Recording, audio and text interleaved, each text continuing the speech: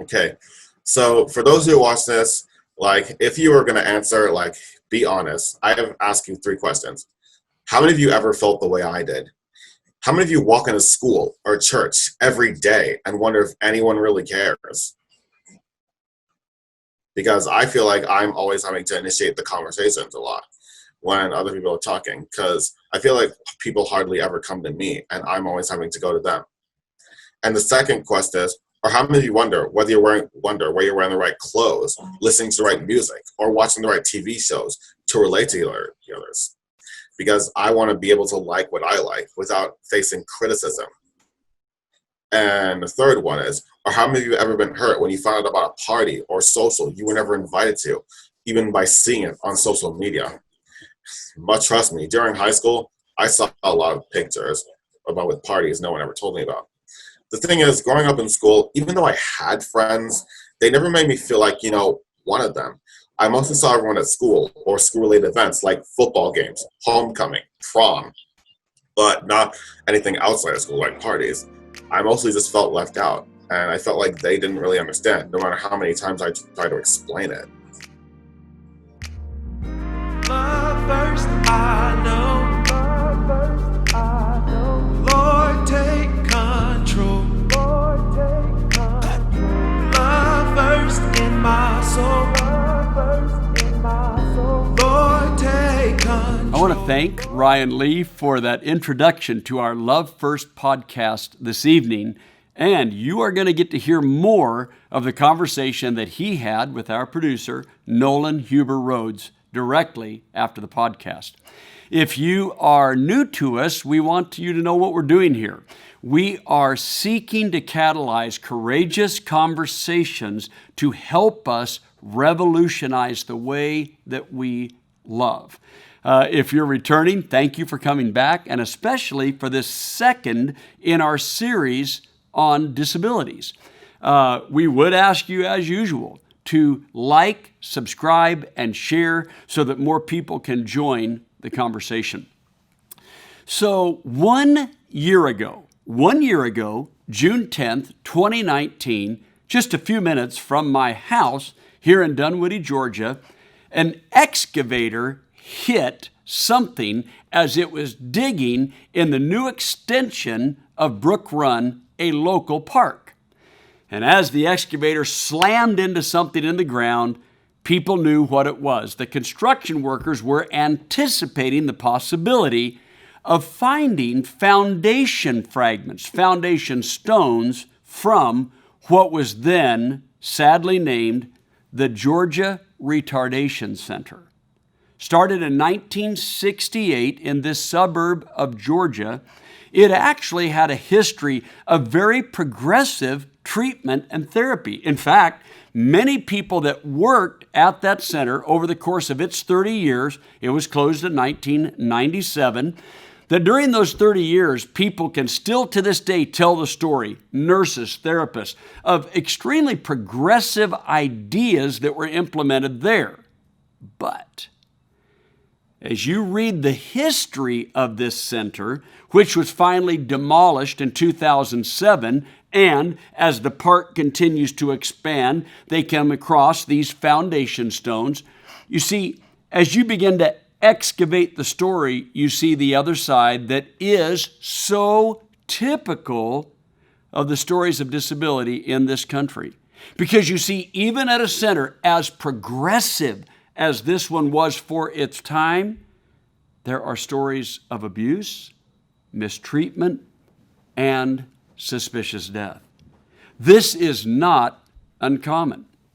And as I mentioned last week in the first edition of this series, my friend Phil told me that I needed to start excavating my own heart, my own mind, my own life, my own thoughts, my own biases, and start excavating what is available as far as resources to begin learning the story of this nation in regard to disability, including my own community.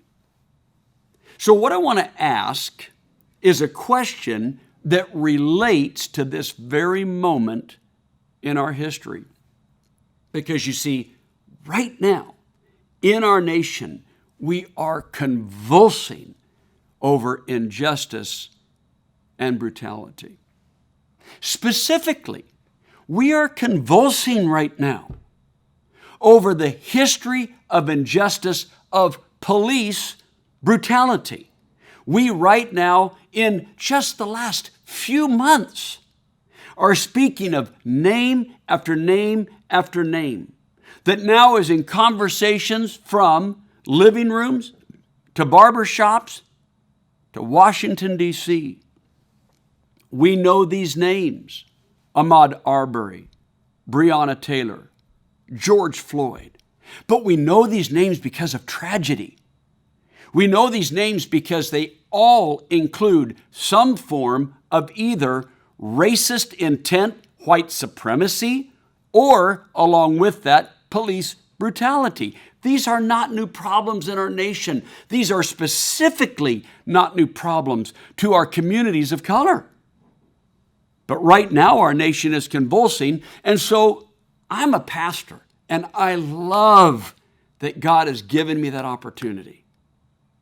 So I want to slow down this podcast for a moment, and I want to stop and just say, first of all, that our nation isn't just convulsing, our nation is crying, weeping,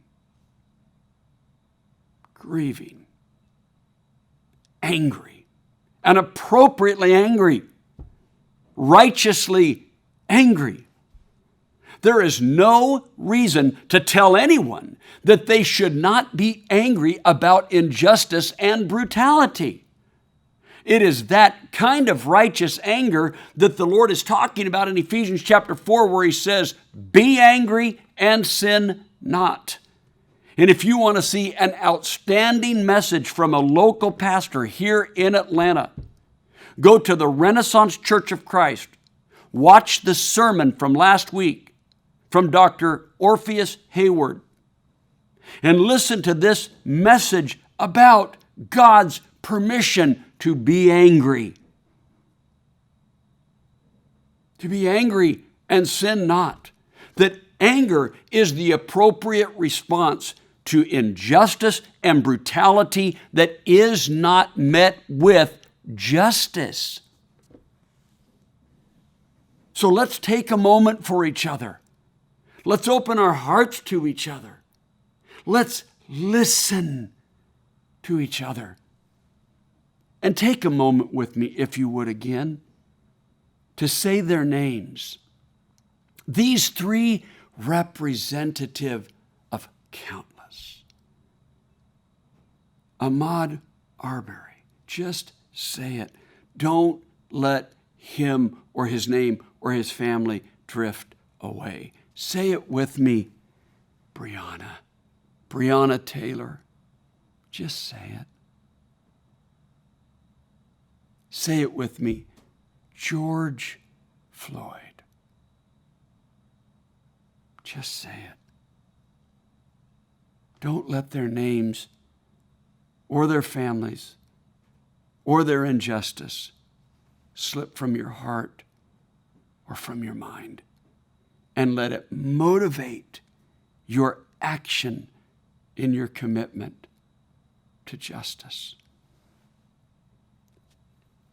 So why do we bring that out in a podcast about disability?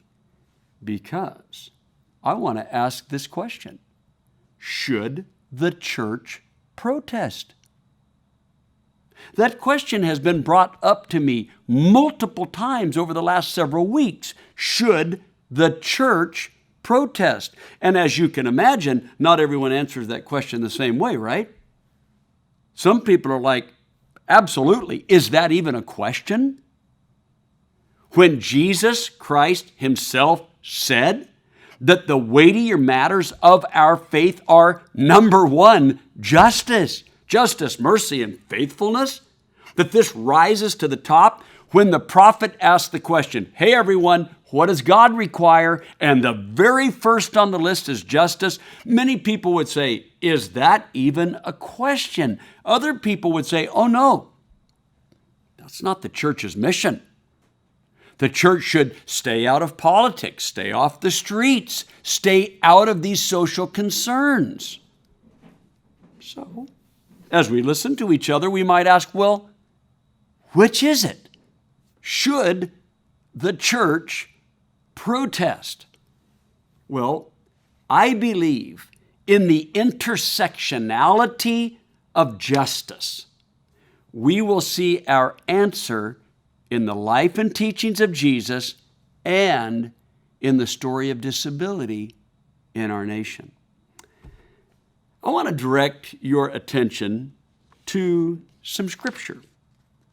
First of all, I'll be reading from Psalm 10. In Psalm 10, I'll begin in verse 12. Arise, Lord, lift up your hand, O God. Do not forget the helpless. Why does the wicked man revile God? Why does he say to himself, he won't call me into account? But you, God, you see the trouble of the afflicted. You consider their grief and take it in hand. The victims commit themselves to you. You are the helper of the fatherless. Break the arm of the wicked man. Call the evildoer to account for his wickedness that would not otherwise be found out. The Lord is king forever and ever. The nations will perish from his land. You, Lord, hear the desire of the afflicted.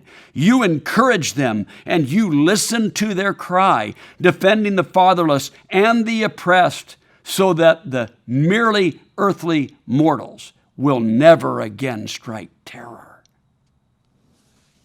That scripture, written nearly 3 millennia ago, sounds like it could have been written this morning or last night.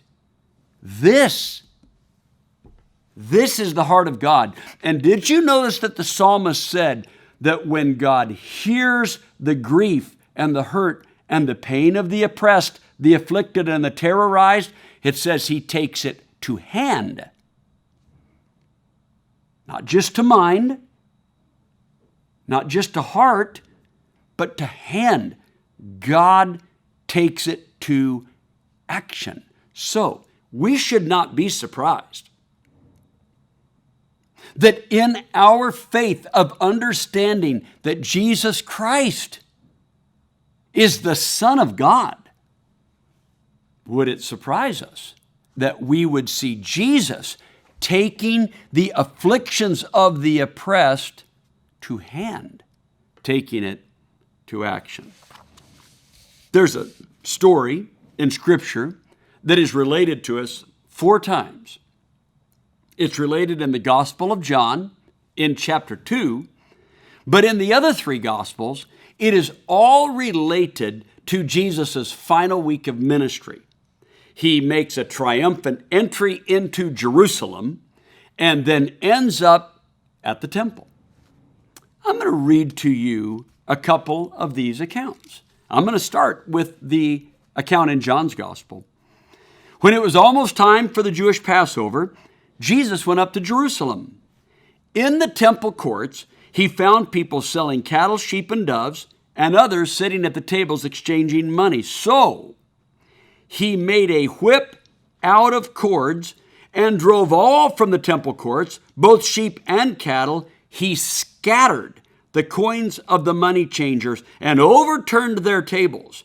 To those who sold doves, he said, "Get these out of here. Stop turning my Father's house into a market." And his disciples remembered, "Zeal for your house will consume me."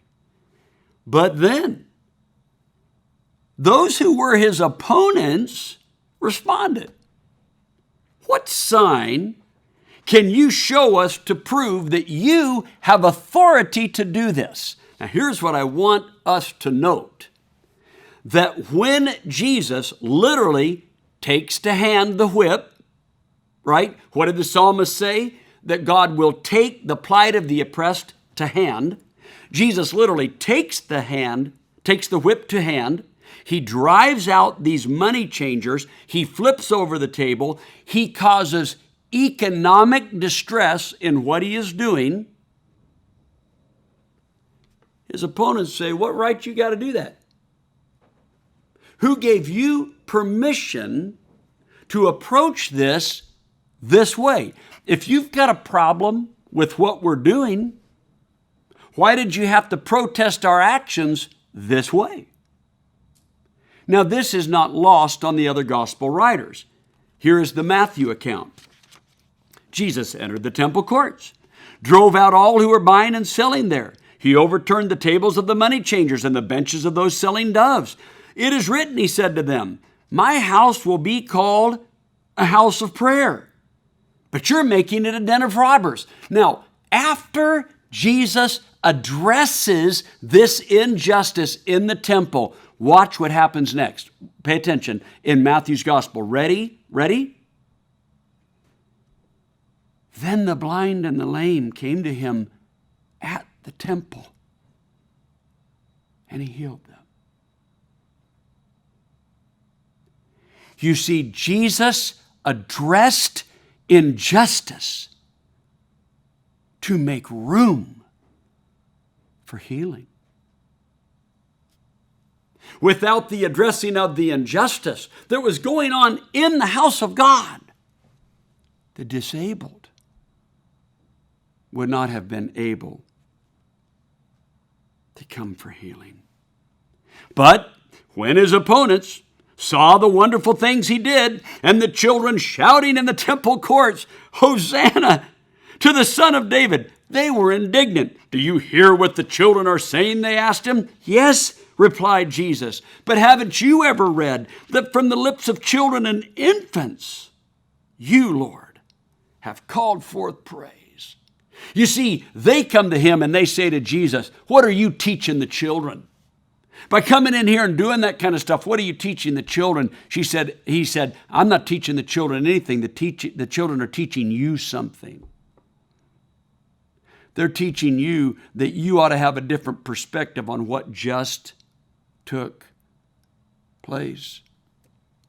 Why were the children rejoicing? It's because people were being healed. The same story in Mark chapter 11. Jesus is coming into Jerusalem, but Mark gives a little more context. You realize this is the last week. This is the last week before his crucifixion. Jesus comes into Jerusalem, and Mark gives an itinerary update. Listen to this. An itinerary update. You know what I mean by that? He tells us where Jesus is on the journey and kind of what's going through Jesus' mind. Here's what the Bible says. That as soon as Jesus got to Jerusalem, it says in Mark 11:11, he entered Jerusalem and he went into the temple courts.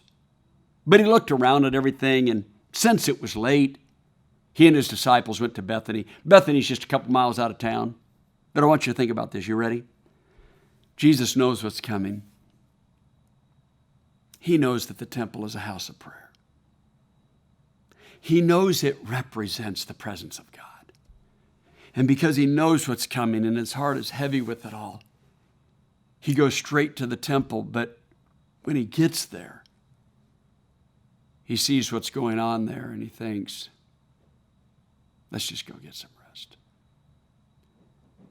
When he returns the next morning, on reaching Jerusalem, Jesus entered the temple courts and he began driving out those who were buying and selling there. This one ends a little different. When they saw what he did, Jesus said, my house is a house of prayer for all the ethnicities, all the nations. Look it up for yourself. You can do this now on the internet. The Greek word for nations is ethnos. My house is a house of prayer for the one family of humanity. All the nations belong in my house.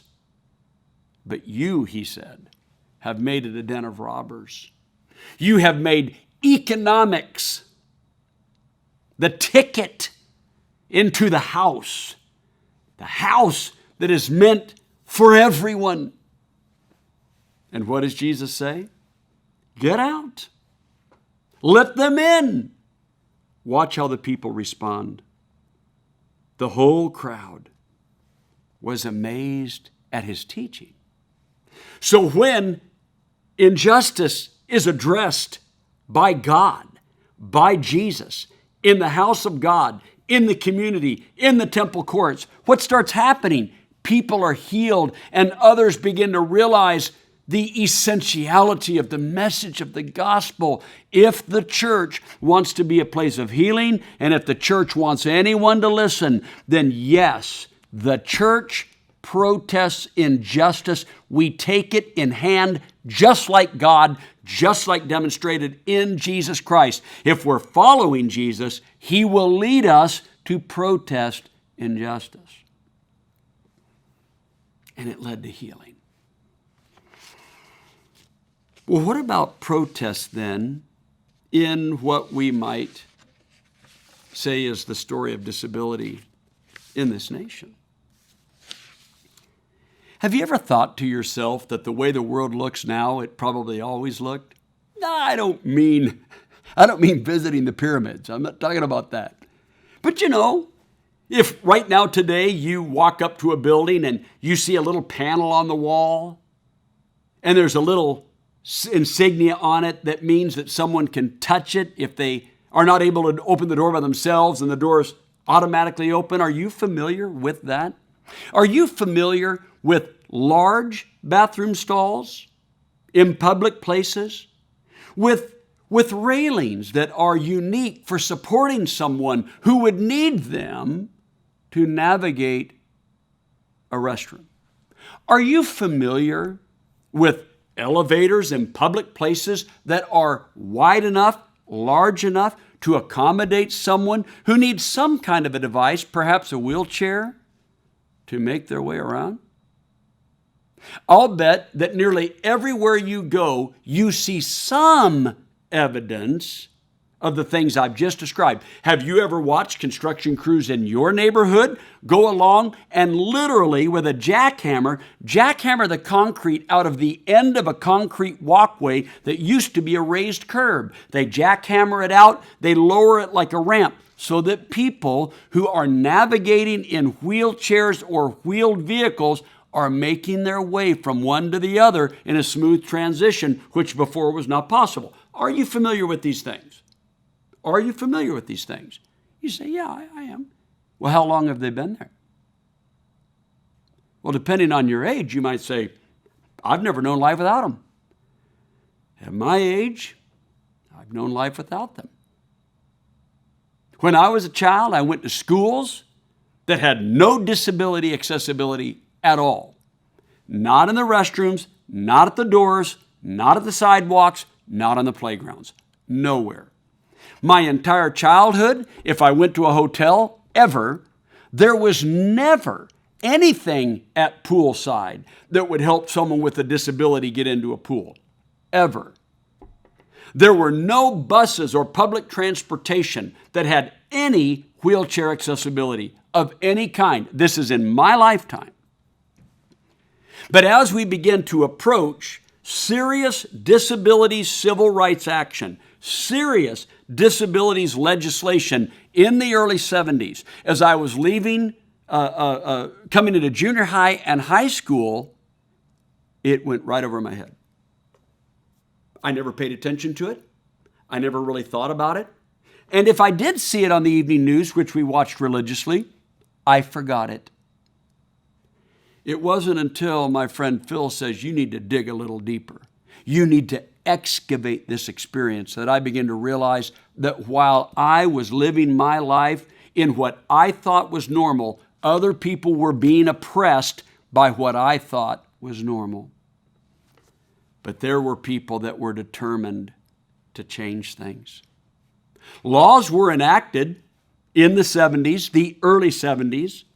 Specifically, one of the laws that was enacted was called Section 504. This is a part of the Federal American with Disabilities Act, but this had no teeth to it.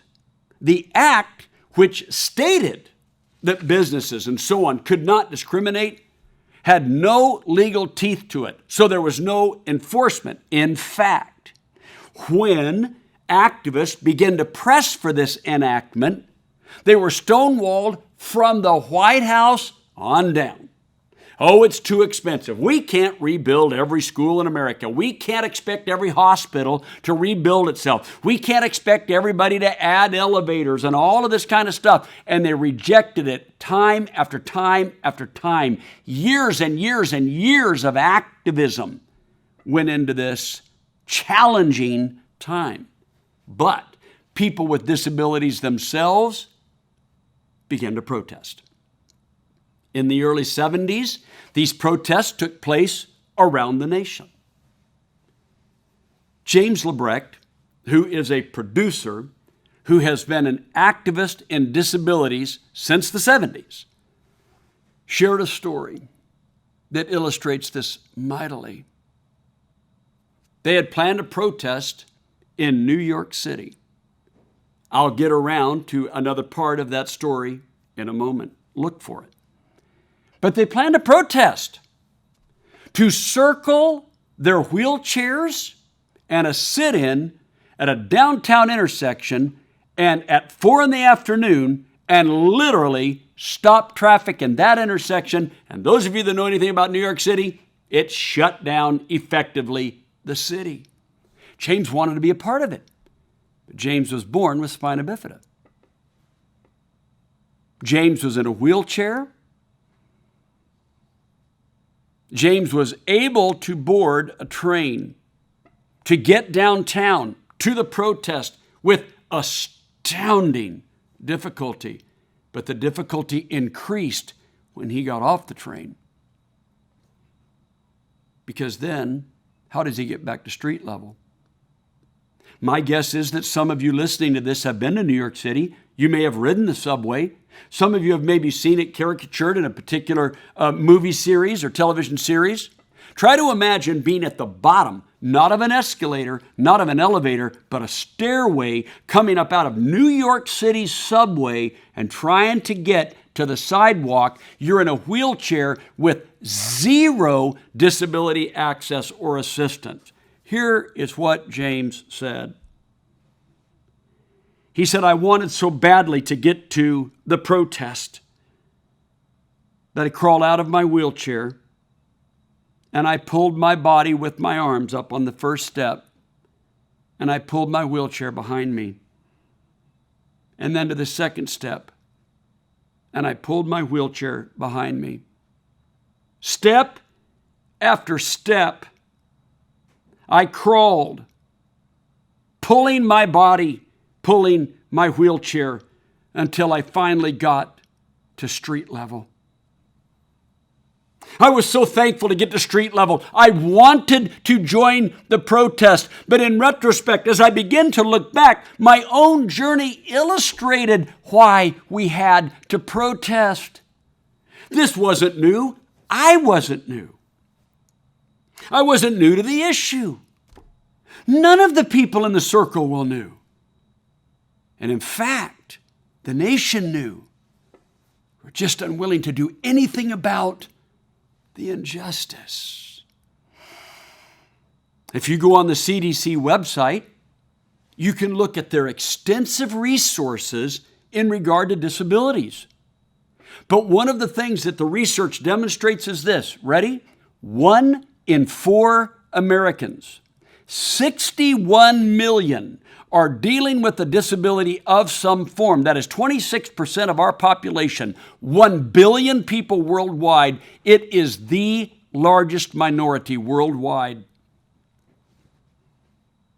And all they wanted was for the law that had already been enacted to be followed. It didn't happen. You'd think that would be enough, but it wasn't. So they began to approach the chief of the Department of Health, Education, and Welfare. They petitioned over and over and over. They petitioned their people, their senators and their representatives across the country. Nothing.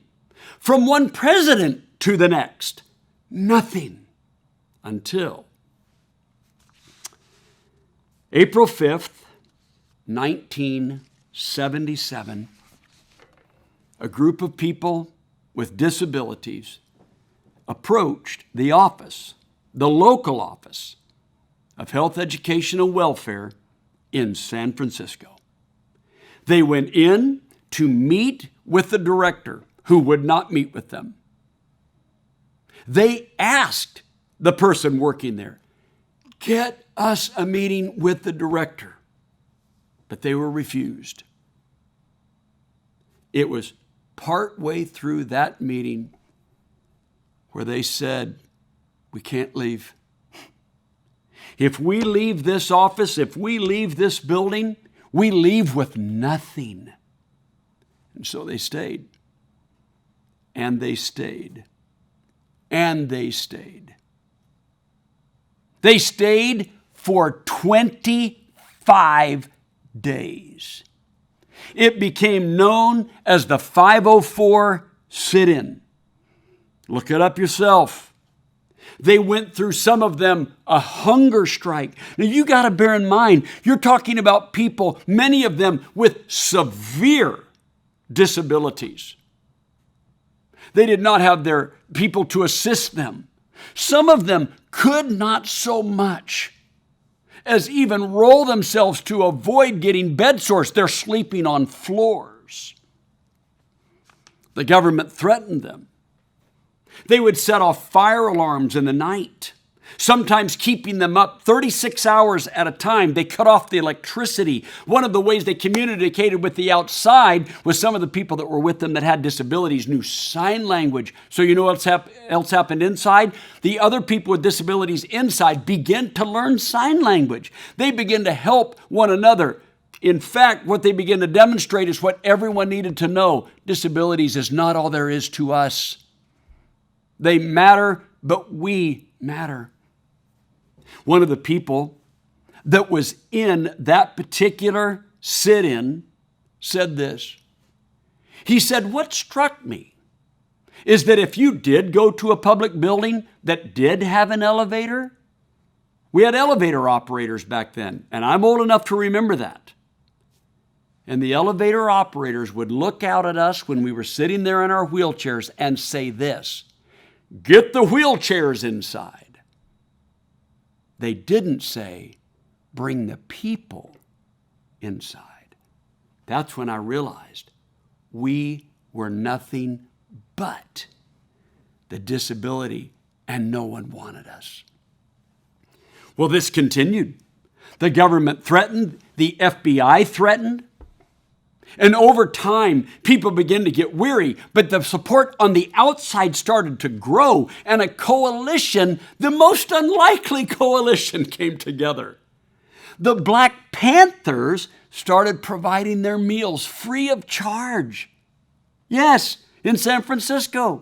They would bring a hot meal for dinner and then leave breakfast and lunch overnight for them to eat the next day. One of the representatives of the group inside said to the Black Panthers, "But you have nothing. You have no money. How are you helping us?" And they said, "We are helping because you're wanting to make the world a better, more just place. And that's what we want also." Well, finally, it was stated that if they'd come to Washington, D.C., they would meet with them. How? They said, "You bring Washington, D.C. here." So 2 senators did meet with them. It was like a remote hearing, a Senate hearing. The head of Health, Education, and Welfare didn't come, but sent a representative. The representative listened for a little bit and then actually left the room and locked himself in a bathroom. The senator went, pushed open the bathroom door, dragged the guy back out there, and made him sit and listen to the life and testimony of people with disabilities. Look all of this up. So they finally did determine, with public support, that they would go to Washington, D.C.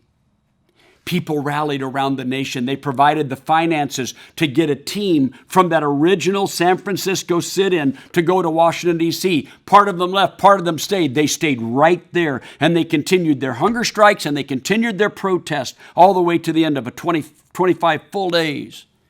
They went to Washington, D.C., but when they got there, no disability help, no disability access, and no disability transportation. This was 1977. So, a union, a Teamsters union, rented vehicles, trucks, box trucks, and provided transportation. Do you hear this interesting coalition of people with disabilities? The Black Panthers, union workers, and yes, churches. Churches began to teach, to cry out, and to join the protest. Eventually, their voices were heard. New laws were signed and enacted. Now, I'm going to return to our question. Should we protest? Should we have said to James, James, I'm sorry, life's just tough all over. Maybe you shouldn't go downtown. Well, you do realize that there is a horrific history behind that question. Because what one of the protesters noted was this. They suggested, well, maybe we'll make homes for them, schools for them, reviving the false notion of the Dred Scott decision in regard to race, separate, but always unequal. They said no. So the changes that you see today came about that way. I want to close with a little bit of a story behind the story.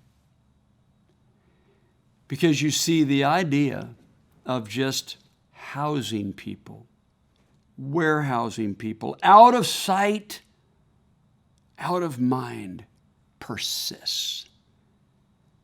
And that protest in New York City took place not far from the Willowbrook State School in Staten Island. I want you to look that up on your own. The Willowbrook State School in Staten Island.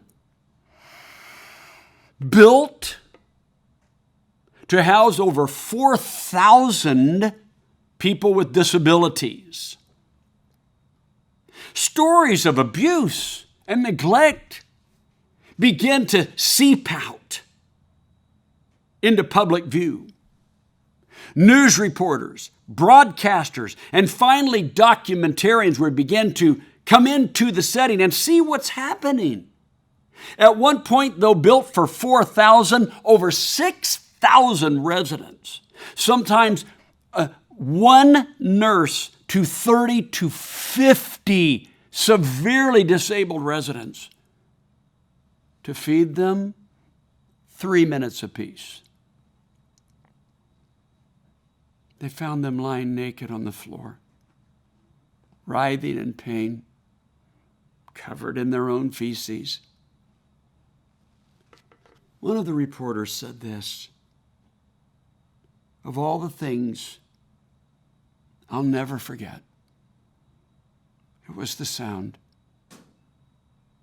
the eerie sound, the cries.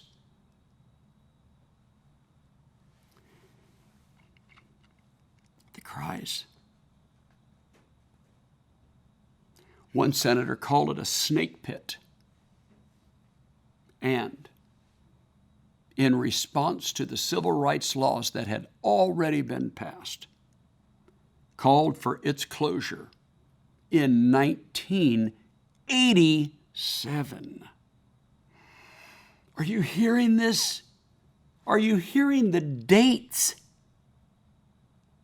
You see, sometimes we think what we see now has always been. It hasn't. And what we see now is not sufficient.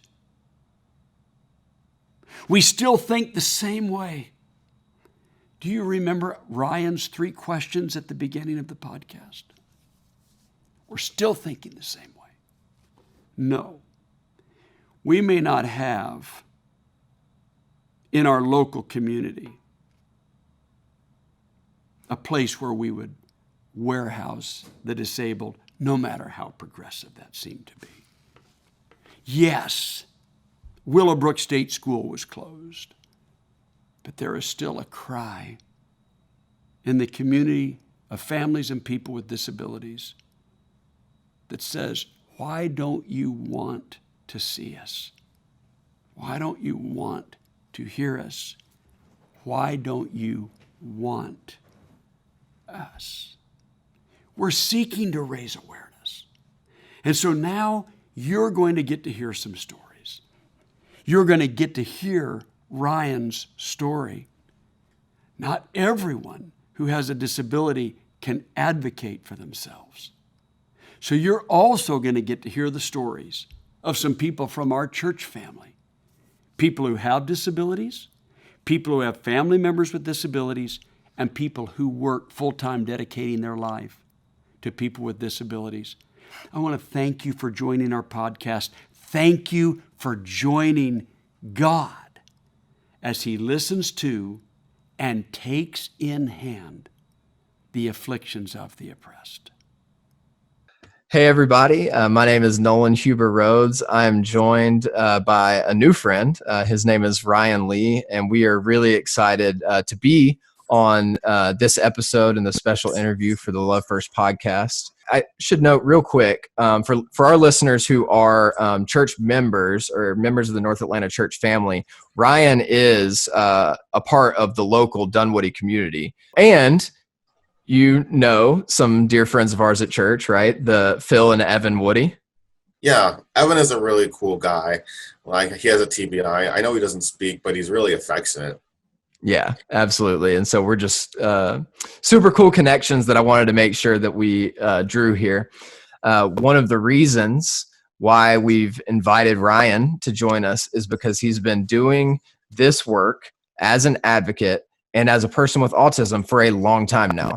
And I personally came in contact with Ryan through reading several of his articles about fair treatment of people with autism. And in fact, in the comment section and in all the show notes and stuff, I'll make sure to link his articles because they're really, really great articles. And we're going to kind of dive into a little bit of what he's written about. But before I go on, I just want to give Ryan the opportunity to introduce himself. So can you just introduce yourself and tell listeners a little bit about who you are? Hi.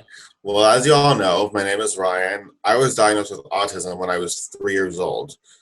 And also growing up, it was been really hard. Like, even before I knew I was diagnosed with autism, I always knew I was different from my peers. I always struggled just to understand why I couldn't be accepted or why I couldn't fit in or relate to the others. And it's been a real struggle. Like, my parents told me I had autism when I was like 14 or 15. It was before I started high school. And I was really ashamed because I tried to hide it, being like everyone else. But over time, I realized I couldn't be like everyone else. Could you just share a little bit about how you came to love writing and maybe a little bit about your writing process or what your favorite types of writing is? Well, first I write lyrically when it comes to rhyming. I first started writing when I started to describe all my friendships with my friends, starting from elementary to high school. The first long poem I wrote was called Forever Friendship, describing how our relationships changed here and there, about how I felt personally. And then I wrote about the bond between a human and their dog, and dogs aren't called man's best friend for nothing. So I called that poem The Forever Bond of Human and Dog, and it was a bit personally about the relationship I have with my dog. And I wrote a couple other poems. One was called Life, Liberty, and Love. And I started writing here and there. So the poems I wrote, they're more like in a deep, emotional, personal level. How did you start applying some of your writing skills and things like that to advocacy and awareness about autism? When did that kind of start? Well, it all started in the last year. I think it was beginning of near to the end of 2018, because I felt like people need to understand that us autistics, we have thoughts, feelings, and emotions just like anybody else does. Mm. And wow. So, I mean, starting just over a year ago, you've written several, I think, in my opinion, brilliant pieces on prominent kind of websites, awareness websites like Autism Speaks. What are some of the other places that you've had an opportunity to write for? Well, there is the Aspergian, which also has a different name now. And there, I was on a podcast called Dudes of Future Past. It was with two Disney stars named Joey Bragg and Kurt Long. They're from the show Liv and Maddie. That's such a great podcast name. Yeah. And I also was on another podcast lately. My friend Maya Sundeminer runs called Hello World with Maya. She likes to talk about the perspectives of autism too. I also was on a podcast called Autism Live. Autism Live. With a woman named Shannon. I forgot her last name. But still, Maya was on it too. So I've been trying to find ways to spread my advocacy. And don't forget, I was also on Special Books by Special Kids, also known as SBK, with Chris Omar. He's a really wonderful guy. Yeah, that's awesome. I actually watched that video, which can be found on YouTube, and we'll put in the links in this episode, which is, that was another great episode. And so there are plenty of resources, kind of some homework for people after this conversation. If you want to keep diving into and understanding Ryan's perspective and the perspective of other people with autism, then those are some extra resources. And again, we'll link those in the show notes. But I want to start addressing some of the things that I've read that you write about.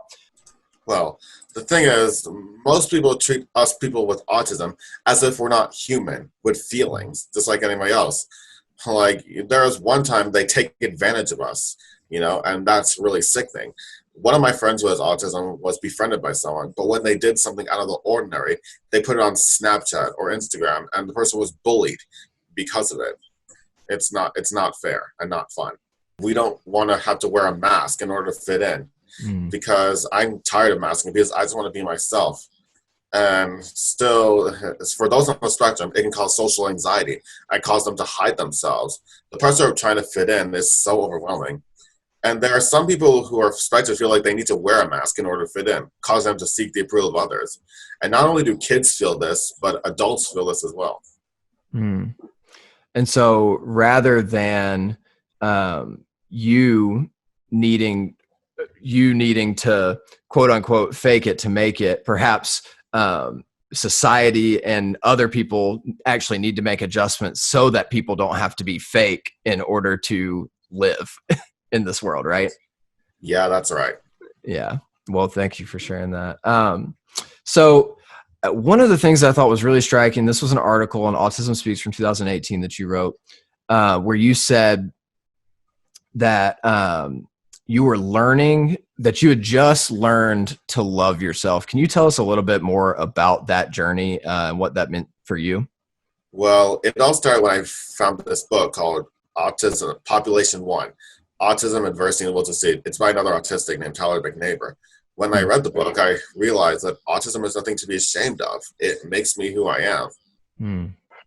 It was easy for me to love others, like making friends, but I didn't really love myself because I was still hiding my autism, because I felt like if people knew, they wouldn't really accept me. And I still feel like a hard time fitting in. Like, there were few people who knew. And also, I used to act out a lot all the time. And I used to go in my own little world as a kid.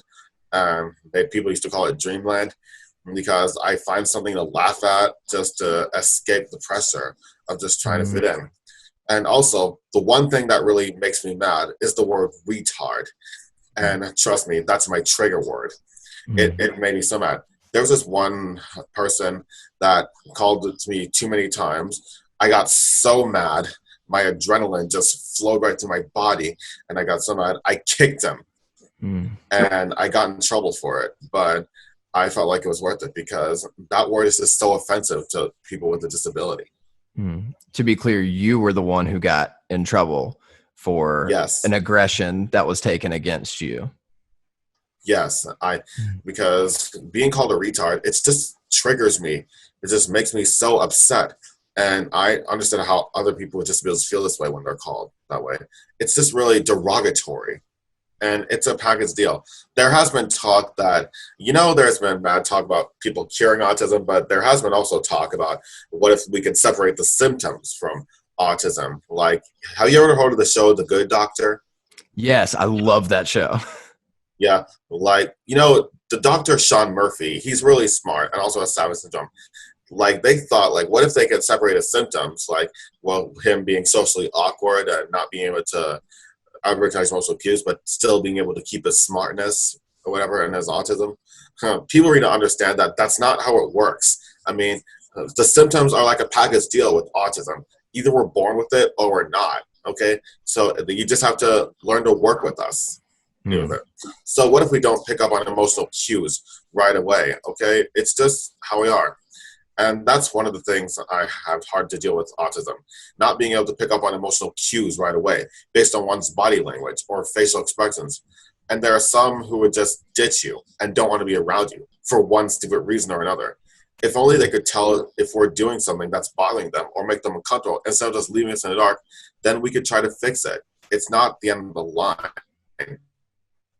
Yeah. But unfortunately, Nolan, some people just aren't really direct with how they're feeling. It's happened to me a couple times. I mean, I was just trying to have fun. I met a new person, and we seemed to hit it off pretty well. But when I was trying to joke around, I didn't know what made him uncomfortable. And then he just ditched me and wouldn't answer my calls and just kept walking away from me. And he just wouldn't tell me why.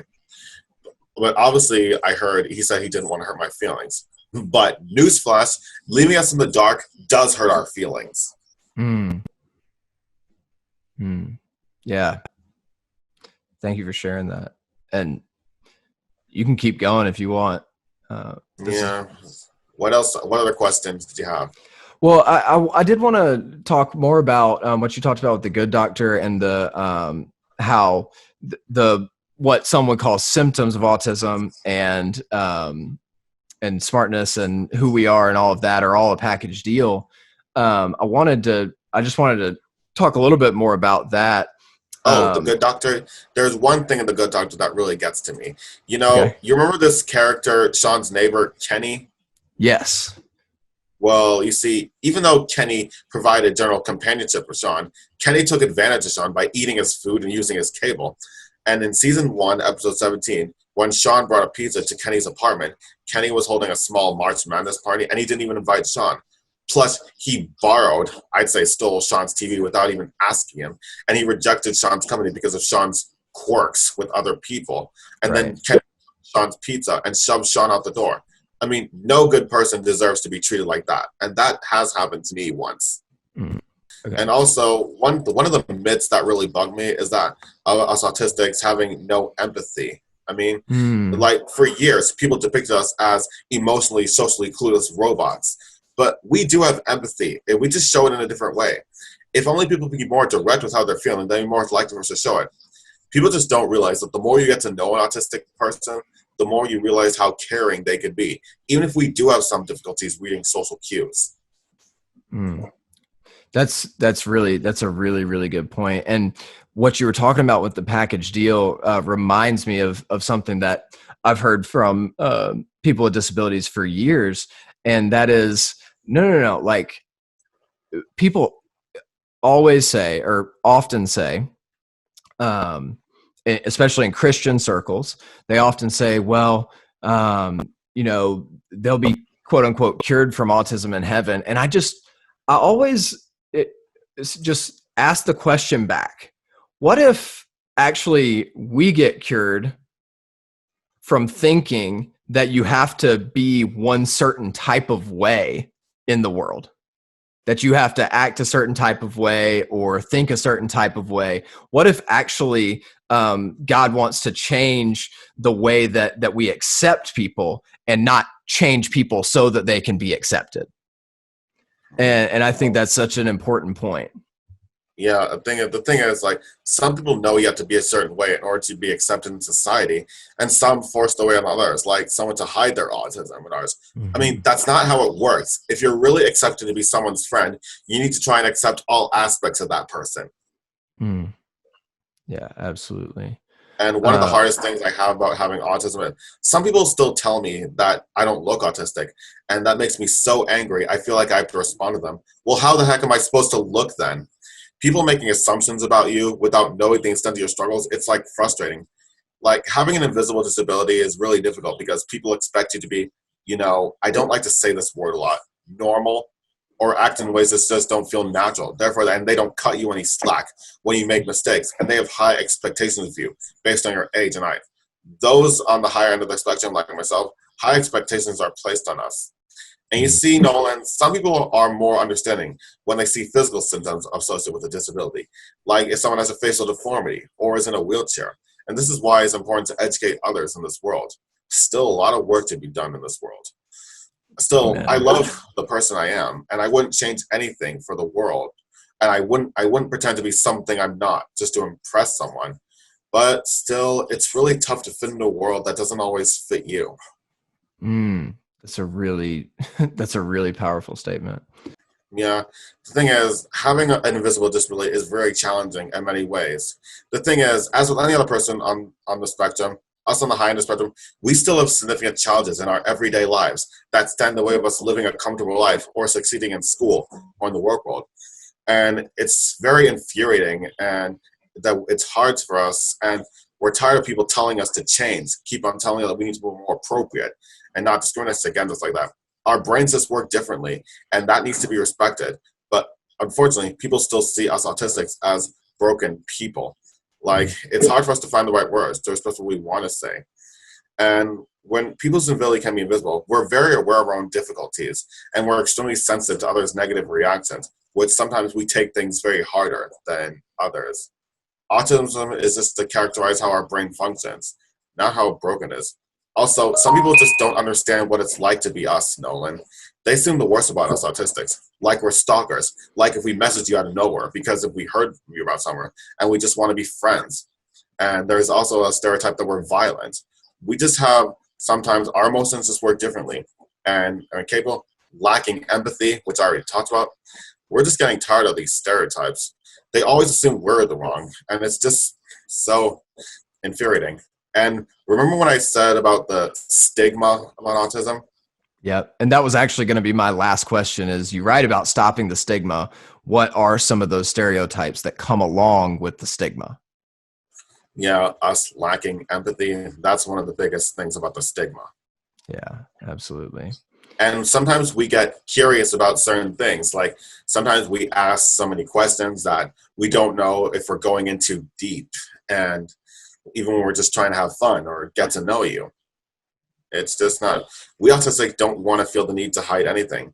Some of us may look different or act different, but we have feelings just like anybody else. For example, I get a bit irritated when I get interrupted or when someone doesn't let me finish speaking. And there was this one time when I was playing a game, we call it apples to apples with people. And when someone wasn't paying attention to their turn, it kind of annoyed me because it doesn't make the game flow along if you're not paying attention to your turn. And one of the biggest things is there's this big fuss about personal space, one way or the other. And that doesn't mean we're trying to hurt anybody.